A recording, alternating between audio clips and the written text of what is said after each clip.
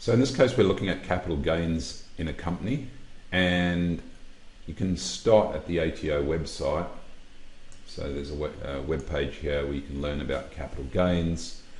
But at the end of the day, companies don't have the same discount that you might get with an individual or a trust. So bear that in mind. There are small business CGT concessions to consider, and depreciating assets are not impacted by capital gains. So do your research first, and then here I'm going to be importing just with an Excel file, just because this is the simplest way for me to put together a little demo for you. So I did put a demo file in here that I've got a capital gain in, and I'll just show you what you're doing. So you've got a capital gain of 100,000. Just double check that that's mapped correctly. So capital gains, yes, it'll recognize the word and map it, and then just head over to the form. If the form is not there, add it in. Make sure it's the right year you're adding it for. Notice that because it's got capital gains in the accounts, it's activated the capital gains module. That module is activated there, so you can see that's activated. So typically what we're going to have, let's just assume that this, so yes, there's a CGT event. Now you could either fill this manually. If you say yes, all you're going to be doing is saying, well, yes, I had a capital gain, and maybe that capital gain was, let's say it was real estate.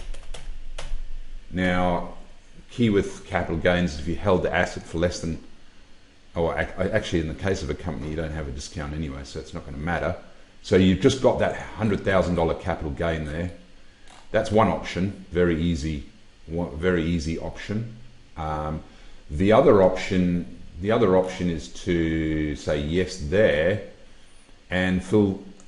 No, we won't fill it manually. We will fill it with a worksheet. The benefit of a worksheet is then you can put in extra information on this. So maybe you've got real estate. Let me just put this in quickly. Okay, so I've put this in. So it's real estate, commercial property. Are there any rollover exemptions? This is generally for small businesses, sale of goodwill. So ignore this. This is commercial property that we're selling. So bought it on the 1st of January 2000, sold it in March. 100% owned by this client, which is the client PTY Limited. We've got capital proceeds of 200,000. We've got costs of 100. You'll notice here if you add your costs, it'll actually ask you for the type of cost.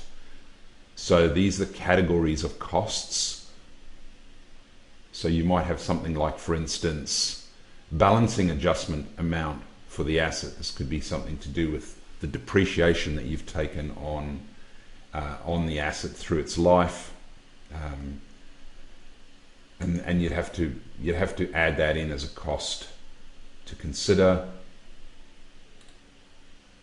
And you can see here that we end up with $100,000 gain.